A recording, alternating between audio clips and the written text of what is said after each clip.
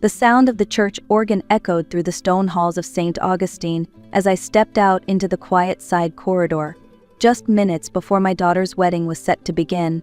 My name is Marlene Carter, and for 56 years I've believed that honesty and hard work could protect everything I loved. But that belief shattered the moment I stopped outside the groom's dressing room and heard my soon-to-be son-in-law laughing with his friends. I swear Tyler's voice carried through the cracked door, smug and cruel. The thought of sleeping with that chubby girl makes me sick. But hey, her mom owns half the town. I'll put up with it for the orchard.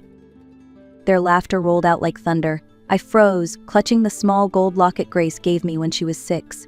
My throat tightened. My daughter was marrying a man who saw her as nothing but a paycheck. And in that instant, I knew this wedding would not end as he planned.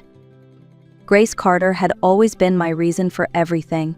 When her father passed away 15 years ago, I poured every ounce of my strength into raising her and keeping our family's orchard, Willow Creek, alive. That land wasn't just property, it was generations of sweat, prayers, and faith. Every mango tree, every worker who greeted me at sunrise, carried a piece of our story. In Cedar Ridge, people knew us by name. They bought our fruit, came to our harvest festivals, and said I'd done right by my late husband. Grace grew up running barefoot between the rows of trees, her laughter blending with the summer wind. She was shy, gentle, always believing the best in people, a heart too pure for the kind of deceit I had just overheard. And now, as I stood in that hallway, those same walls that once echoed with love felt like they were closing in. My daughter's happiness and our legacy were both hanging by a thread. I should have walked away. I should have turned and pretended I hadn't heard a thing. But something deep inside me, maybe the same instinct that once woke me when Grace cried as a baby, kept me frozen there, listening. Through the narrow gap in the door, Tyler's voice was unmistakable. "If it weren't for the orchard, do you think I'd even look at her?" he said, his tone dripping with mockery. One of his groomsmen snorted, "At least you're securing the mother-in-law's fortune. That place could be worth millions." They all laughed, the kind of cruel, careless laughter that stings the air. I could picture their polished shoes, their tuxedos, their champagne glasses clinking as they made a joke out of my daughter's life. Grace, my sweet, trusting girl, was sitting in the bridal suite just down the hall, smiling at the mirror, thinking she'd found love. And here he was, her future husband, spitting venom behind her back. My knees weakened, and I pressed my palm against the cold wall for balance. The organ music swelled again, muffling the sound of their laughter. I clutched the locket so tightly it left a mark on my skin. The truth was a blade, and I had no idea how deep it was about to cut. As I stepped back from that door, the weight of what I'd heard settled on me like a stone. My first instinct was to burst into the room and expose him for the fraud he was, to tear the mask right off his smug face. But then I pictured Grace, radiant and trembling in her wedding dress, waiting for her cue to walk down the aisle. She loved him. She believed every word he'd ever whispered. If I ruined it now, in front of everyone, she would think I was acting out of jealousy or control. And once a mother loses her daughter's trust, no truth can reach her heart. I took a deep breath, the kind that burns on the way out, and told myself I had to stay calm for her sake. There would be a moment, I decided, a private moment before she said I do. That's when I would tell her everything, no matter how much it broke her heart. When I entered the bridal suite, the sight nearly broke me. Grace sat before the mirror in her white gown, the morning light turning her veil into a halo. Her eyes sparkled, unaware of the storm waiting outside that door. Zoe, her best friend since high school, was fixing the lace along her shoulders and humming softly. I waited until the makeup artist left, then quietly closed the door. "Sweetheart," I began, my voice trembling, "I need to talk to you alone." Grace turned, smiling. "What's wrong, Mom? You look pale." "I just heard something about Tyler." Her expression faltered, confusion replacing joy. I forced myself to speak. "He called you names, Grace." "Cruel names. He said he's only marrying you for Willow Creek for our money." Grace's eyes widened, her lips trembling. Before she could respond, Zoe stepped between us. "Mrs. Carter," she said sharply, "this is her wedding day. Don't ruin it with some misunderstanding. Tyler adores Grace." But I saw something in Zoe's eyes then, something cold, something that didn't fit her kind tone. Grace looked from her to me, tears welling. "Mom, please. Not today." And just like that, the truth I carried fell on deaf ears. The bells began to ring, solemn and steady, echoing through the old church walls. I stood there, numb, as the bridesmaids rushed in, adjusting veils and flowers, filling the room with laughter that sounded painfully out of place. Grace wiped her eyes, forcing a smile. "Let's just get through this, Mom," she whispered, and before I could say another word she was gone, carried by tradition and hope. From my seat in the front row, everything blurred: the organ, the vows, the guests leaning in with admiration. My daughter's smile looked perfect, but I knew it was built on lies. Tyler stood tall beside her, his hand steady, his grin charming. No one could see the monster beneath the polished surface. When the priest said, "You may kiss the bride," I felt my stomach twist. Everyone clapped, but I couldn't move. I had just witnessed a beautiful tragedy begin.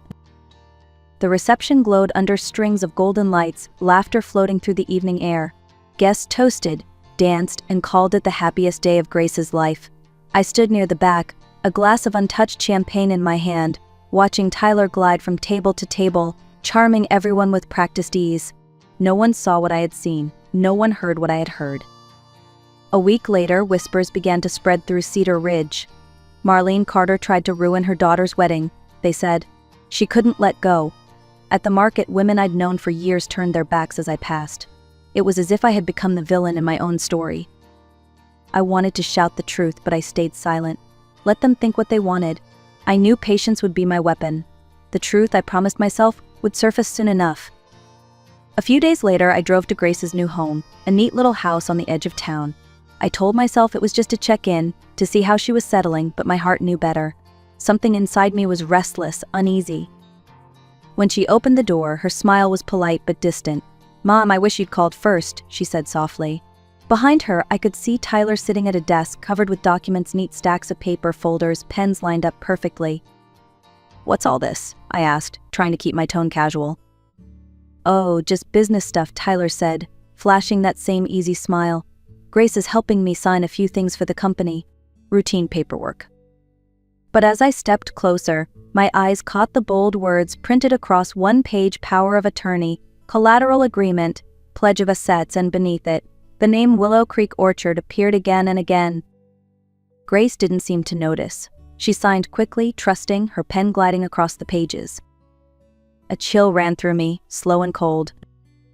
He wasn't just using her heart anymore, he was after our land, our legacy. And I realized, right then, that silence could destroy everything my family had built. When Grace excused herself to the bathroom, I felt my pulse quicken. Tyler's phone rang, and he stepped out onto the porch to take the call. For the first time, the room was empty. My hands trembled, but my mind was clear. I crossed to the desk, lifted the top page, and began snapping photos with my phone. Each click of the camera sounded like thunder in the silence. Words like mortgage, transfer of title, and loan guarantee burned into my eyes. If Grace signed these, Tyler would own everything, every acre of our orchard, every drop of sweat my family had poured into that land. The water running in the bathroom reminded me I only had seconds. I placed the pages back exactly as they were and sat down, pretending to scroll through my phone just as Grace returned. "Mom, are you okay?" she asked.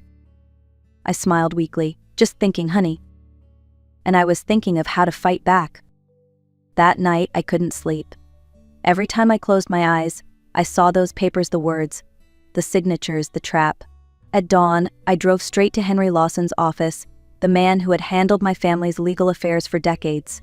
His small office above the hardware store smelled of paper and old coffee, but to me, it always felt like safety. Henry listened quietly as I showed him the photos. His expression darkened with every image. When I finished, he removed his glasses and sighed. "Marlene," he said, "if Grace signs even one of these, Tyler will have full authority over Willow Creek. He can mortgage, sell, or use your property to secure loans in his name." The words hit like a blow. "So he's stealing everything right under her nose?" Henry nodded. "And he's counting on your silence." He leaned forward, voice low and steady. "Don't confront him yet. We need proof more than photos. Keep calm, stay close to Grace, and watch. We'll catch him in his own web." For the first time since the wedding, I had hope and a plan. The next morning, Henry called to say he had arranged a meeting for me with someone who could help, a private investigator named Nate Delgado. When Nate arrived at the small diner off Highway 17, He looked nothing like the detectives from television. Mid-40s, quiet eyes, and a calm way of speaking that made you trust him instantly. I told him everything: the overheard conversation, the fake contracts, the lies. He listened, taking notes with neat, deliberate strokes. When I finished, he closed his notebook. "I'll find out what he's really up to," he said simply. "Give me a week." 3 days later, Nate called. "You'd better sit down," he warned. He had photos Tyler in Chicago walking hand in hand with a woman named Sabrina Cole, a banker. There were dinner receipts, hotel records, and an apartment lease signed under his company's name. And worst of all, Nate had captured an audio recording, Tyler bragging to Sabrina about how easy it was to manipulate Grace. "That orchard will be mine soon," Tyler's voice sneered through the static. I felt my stomach drop. The betrayal wasn't just financial anymore, it was absolute. But now, I had what I needed, the truth. Nate wasn't finished. "There's one more person you should meet," he said. "Tyler's older brother, Mason Brooks. They haven't spoken in years." According to Nate, Mason had once been Tyler's business partner. Tyler had drained their joint savings and vanished, leaving Mason bankrupt and their parents devastated. If anyone knew what Tyler was capable of, it was him. I found Mason in a dim bar on the edge of Cedar Ridge. The air smelled of cheap whiskey and regret. He looked up from his glass as I approached. "You here to defend him?" he asked bitterly. "No," I said, placing an envelope on the table. "I'm here because he's trying to destroy my daughter." Inside were the photos and the recording Nate had gathered. Mason studied each one, his jaw tightening. When Tyler's voice came through the speaker, dripping with arrogance, Mason slammed his fist against the table. "That snake never changes," he muttered. "He ruined our family once. Maybe it's time someone stopped him." He met my eyes, and for the first time there was no hesitation. "I'll testify," he said firmly. "I'll tell the court exactly who my brother is." And just like that, an unexpected ally joined my fight. From that day forward, everything moved fast. Henry began piecing together the evidence: bank transfers, forged contracts, hidden accounts tied to Sabrina's bank. Nate traced every transaction, linking Tyler's company to loans taken out in Grace's name. Mason provided written testimony detailing how Tyler had scammed their family before. Every night I sat at my kitchen table, surrounded by papers and notes, the old brass lamp casting long shadows. My nerves were frayed, but my purpose had never been clearer. I wasn't just protecting land, I was protecting my daughter from losing herself to a lie. Henry's voice on the phone was steady. "We're ready to file, Marlene. Fraud, embezzlement, and breach of trust. But I need you to stay composed. Tyler must not suspect a thing." I promised I would. In my heart, though, I felt the storm gathering. For months he had smiled in my face while plotting behind my back. Now it was my turn to make him face the truth in court. The courtroom was packed that morning. Farmers from Cedar Ridge, old neighbors, even the women who once whispered behind my back, all of them came to see the truth unfold. I sat beside Henry, my palms cold, my heart pounding like a drum. Across the room, Tyler arrived in a tailored suit, flashing that same charming grin he'd always worn. But his eyes darted nervously toward me, as if he already sensed the ground shifting beneath him. The judge called the case State of Iowa versus Tyler Brooks. Henry stood first, his voice calm but firm. He laid out the timeline, the forged contracts, the fraudulent loans. Every word was steady, factual, devastating. Then came the recording. Tyler's own voice filled the courtroom. "That orchard will be mine soon." The old lady's too proud to see it coming. The room fell silent. The only sound was the soft gasp that escaped Grace's lips as tears welled in her eyes. When Mason took the stand, his testimony cut deeper than any lawyer's argument. He told the court how Tyler had stolen from his own blood, how their father's heart had failed under the shame. Tyler's calm facade cracked. "He's lying," he shouted, rising to his feet. But the judge's gavel struck hard. Henry ended with quiet resolve. "Your Honor, this isn't just fraud. It's betrayal of family, of trust, of decency." The judge nodded gravely, and as Tyler sat back down, his confidence drained, I finally saw it, the face of a man cornered by his own lies. When Henry finished, the judge turned to Grace. "Mrs. Brooks," he said gently, "do you wish to say anything before I deliver my ruling?" Grace stood slowly. Her hands shook as she pressed them to the edge of the wooden bench for balance. For a moment, she looked so small, so fragile, the same little girl who once hid behind my legs during thunderstorms. But then she lifted her chin, and her voice, though trembling, carried through the courtroom. "I was blind," she said softly. "I believed every word he told me. I thought love meant trust no matter what. But love built on lies isn't love at all. I was deceived, Your Honor.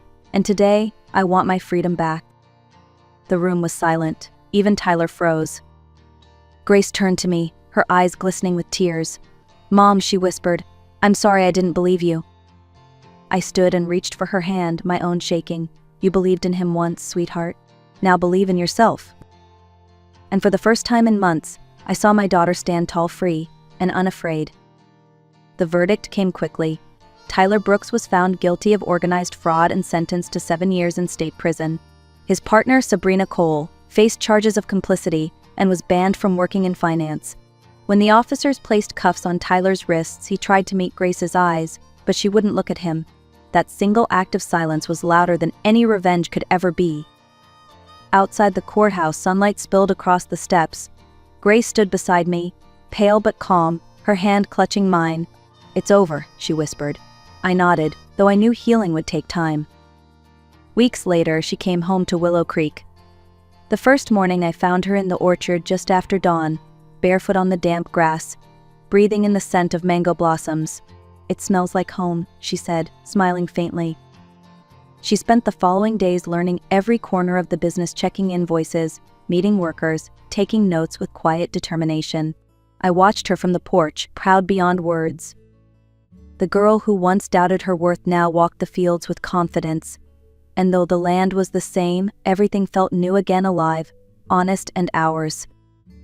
As the seasons turned, I watched Grace transform. She no longer avoided mirrors or hid behind excuses. One morning over breakfast, she told me she had joined a fitness program.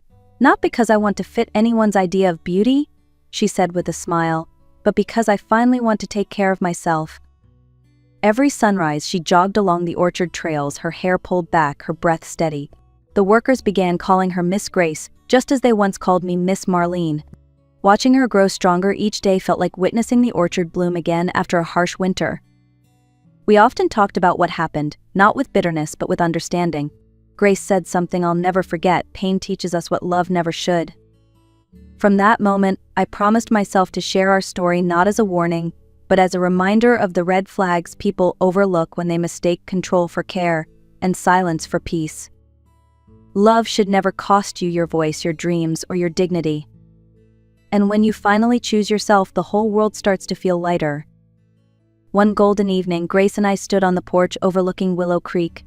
The mango trees swayed gently, their leaves whispering in the warm breeze. For the first time in years, I felt peace, not the kind that comes from silence, but the kind that grows from truth. Grace slipped her arm through mine. "We did it, Mom," she said softly. I smiled. "No, sweetheart, you did it. You found your strength." The sweetest revenge wasn't seeing Tyler fall, it was seeing my daughter rise.